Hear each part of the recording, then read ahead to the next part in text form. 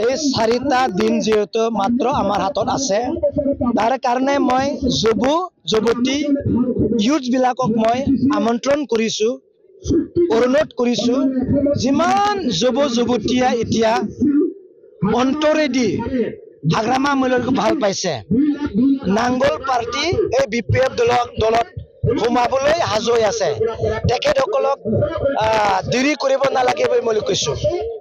মানে 7 এপ্ৰিলত আমাৰ লাষ্ট ডেট হ'ব পাৰে। ইয়াৰ পিছত আৰু 4টা বছৰ কোনো যোগদান কাৰ্যসূচী নিশ্চয় নল'ব। তাৰ কাৰণে বিটিচিৰ যিমানখিনি ইউথ, যিমানখিনি যুৱতী আছে, তেখেতসকলক বিপিএফত যোগদান কৰি হাগ্ৰামা মহিলাৰী ছাৰে নেতৃত্ব দিয়া চৰকাৰত থাকিবৰ কাৰণে অনুৰোধ কৰিছো। নহ'লে ইমান কাম কৰিব লগা আছে, ইমান মিছন আছে, ইমান কৰিব লগা আমাৰ ইউথৰ কাৰণে কাম আছে। এই কামক সমৰ্থন কৰিবৰ কাৰণে গোটেই যুৱতীক মই যোগদান কৰিবৰ কাৰণে অনুৰোধ কৰিছো। কাৰণ নহ'লে 4টা বছৰ আপোনালোকে একো নাপাব, নহয় জানো? একো কাম কৰিব নোৱাৰিব। তাৰ কাৰণে বিপিএফৰ যিমানখিনি যুৱতী আছে, তেখেতসকলৰ লগত লগ লৈ আপোনালোকক মই অনুৰোধ কৰিছো। আমাৰ 4টা মাত্ৰ দিন আছে, এই 4টা দিনতে দলে বলে আপোনালোকে যোগদান হওক। কোনো কাকো ভয় কৰিব নালাগে, কাকো ৰখিব নালাগে। বিপিএফ দলত আপোনালোকে যোগদান হোৱাটো মই বিচাৰিছো।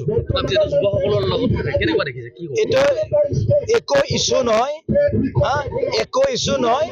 যোনে মদ বিক্ৰী কৰিছে তেখেতসকলক সংস্থাপন দিব পৰা নাই, তাৰ কাৰণে এইবোৰ হ'বলৈ ধৰিছে। মদ খোৱা আৰু মদ কিনা তেখেতসকলৰ পৃথিৱীত যেতিয়ালৈকে শেষ নহয়, মানুহৰ জীৱন যেতিয়ালৈকে শেষ নহয়, অলপ চলপ কোনোবা মদ খাই ফালে এই কোনোবা পৰি থকা বা ল'ৰা ছোৱালী কি বুলি কয় মদ খাই ফালে এই গাঁৱত ফুৰি থাকে, এইবিলাক দেখা পাব। এইবিলাক শেষ কৰিবৰ কাৰণে হাগ্ৰামা মহিলাৰীয়ে কি পদক্ষেপ লৈছে আপোনালোকে নিশ্চয় গম পাইছে। এডুকেশ্যন চেক্টৰত বেকাৰ ইউথ বিলাকক সংস্থাপন দিবৰ কাৰণে আমি 2 লাখ দিব পাৰিছে। এইটো আপোনালোকে নিশ্চয় দেখা পাইছে। এই বেকাৰ এনে থাকাকৈ, বেকাৰ এনে মদ খাই থাকাকৈ মানে বিপিএফ লগত যোগদান কৰি কাম কৰিবৰ কাৰণে অনুৰোধ কৰিছো। বেকাৰ থাকিলে মনবিলাক বেয়া হয়। এই মন বেয়া হোৱা অন্তৰবিলাক হাগ্ৰামা মহিলাৰে ভাল কৰিবৰ কাৰণে, যুৱতীক আঁকোৱালি ল'বৰ কাৰণে হাগ্ৰামা মহিলাৰে এতিয়া আমাক আমন্ত্ৰণ কৰিছে, যেন এই বিটিচিত বেকাৰ মদ খোৱা, লাংচুনীয়া, বেকাৰ, ডাকেত এইবিলাক যেন সম্পূৰ্ণ শেষ হয়। ইয়াৰ কাৰণে বিপিএফ লগত যোগদান হ'ব লাগে। শিক্ষা ব্যৱস্থা বিশেষকৈ বড়ো মাধ্যম যিটো, তাৰ লগতে যুৱকসকলৰ সংস্থাপন সমস্যা বাঢ়ি গৈ আছে। এতিয়া আমাৰ বহুতো স্কুল কলেজবিলাক প্ৰভিঞ্চিয়েলাইজ হোৱা নাছিল, এতিয়া 10টাতকৈ অধিক কলেজ এতিয়া হ'বলৈ গৈ আছে, অলৰেডি আসামত পঠোৱা হ'ল। তাৰ কাৰণে আমি যিটো শিক্ষাৰ ক্ষেত্ৰত আমি বহুত আগবাঢ়িবলৈ ধৰিছো। এতিয়া জাষ্ট 5 মাহ আমাৰ আৰম্ভ হৈছে। আপোনালোকে দেখা পাব এই ইলেকশ্যনৰ পিছত যিমানখিনি মেনিফেষ্টত কাম কৰিবৰ কাৰণে আমি হাতত লৈছে, এই আখৰে আপোনালোকে দেহাটো দেখা পাব। আৰু আপোনালোকে জানে হাগ্ৰামা মহিলাৰে বহুত কম কথা কয়, কিন্তু বহুত কাম বেছি কৰে না, বহুত কাম বেছি কৰে। তাৰ কাৰণে আপোনালোকে নিশ্চয় দেখা পাব।